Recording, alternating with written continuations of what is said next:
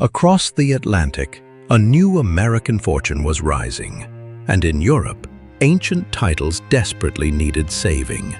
In this Gilded Age exchange, hundreds of American dollar princesses traded staggering New World wealth for Old World aristocratic prestige and titles. We journey to an era where love often took a back seat to ledger books, as pioneering heiresses revitalized dwindling aristocratic lines. First, the iconic Consuelo Vanderbilt.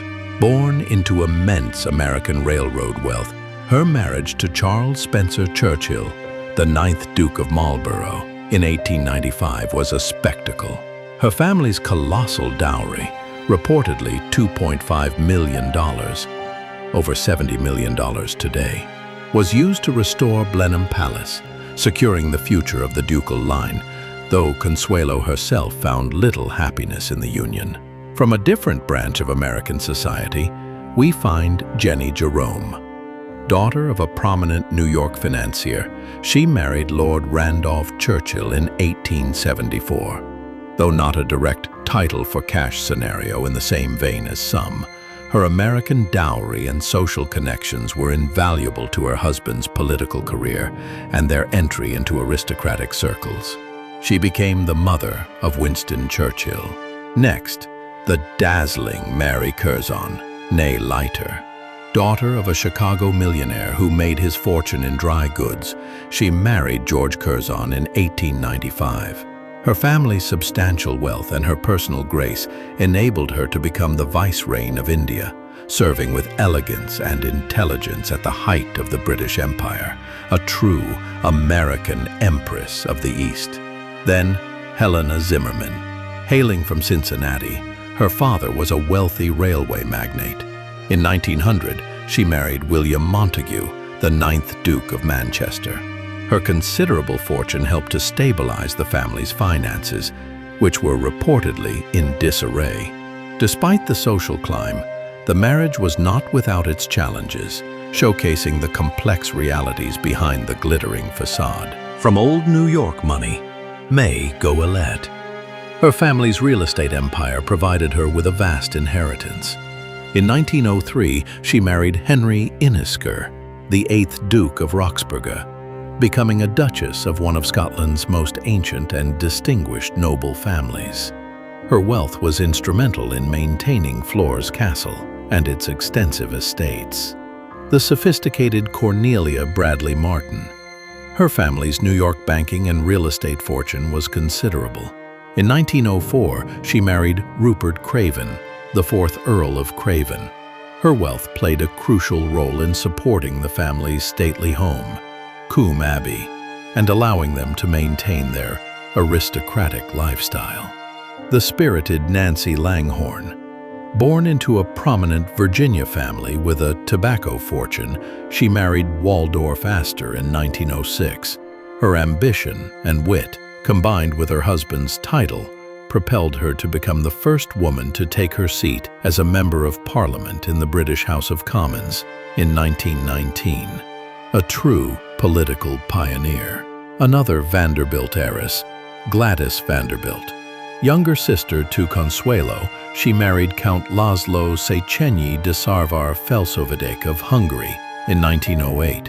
While her fortune helped restore his family's estates, her marriage saw her transition into a more established, ancient European aristocratic line, becoming a countess and spending much of her life between New York and Hungary. The enigmatic Ava Lowly Willing.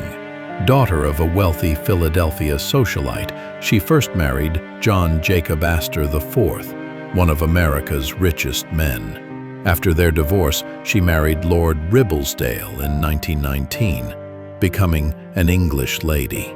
Her journey across the Atlantic wasn't just for a title.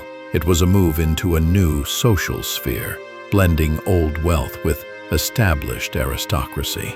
Finally, a different kind of alliance with Evelyn Cavendish, née Baring.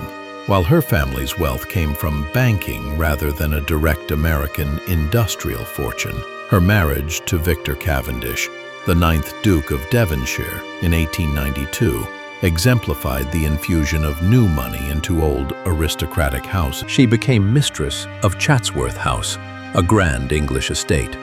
The dollar princess phenomenon was vast, weaving hundreds of transatlantic threads.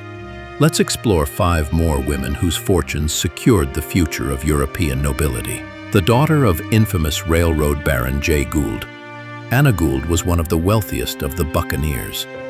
Her 1895 marriage to Paul, Comte Bonny de Castellane, of one of France's oldest houses, came with an initial dowry reported as high as $15 million. Bonny quickly squandered a significant portion of it, spending extravagantly to build the lavish Palais Rose.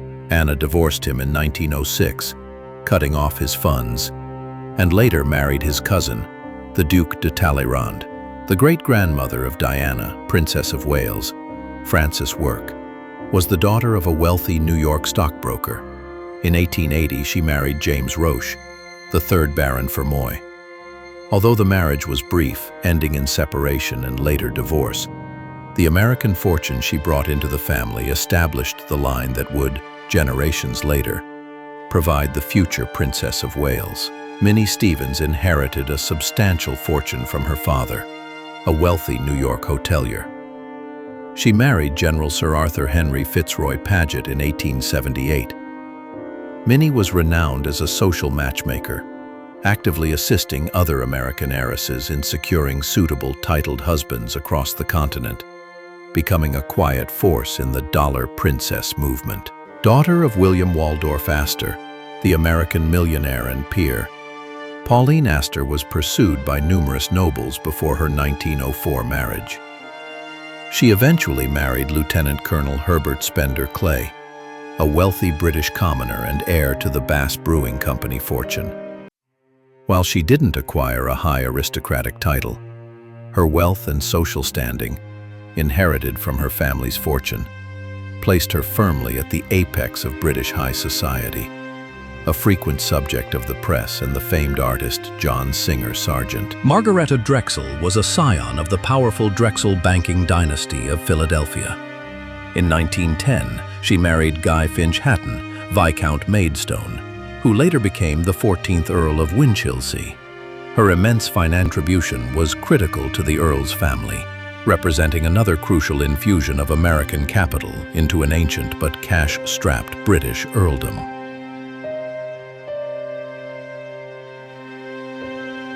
From the rescue of historic palaces to the forging of new political paths, these reanimated faces unveil the stories of over a dozen transatlantic heiresses. They were women of immense wealth and often formidable will, whose marriages didn't just unite individuals, but merged 2 worlds, leaving an indelible mark on both American society and European aristocracy. Their legacies shimmer, now brought to life across the expanse of history. Which historical figures or fascinating social phenomena would you like to see brought to life next? Share your ideas in the comments below. If you found this journey across the Atlantic captivating, like this video and subscribe to Archive Alive for more incredible glimpses into the past.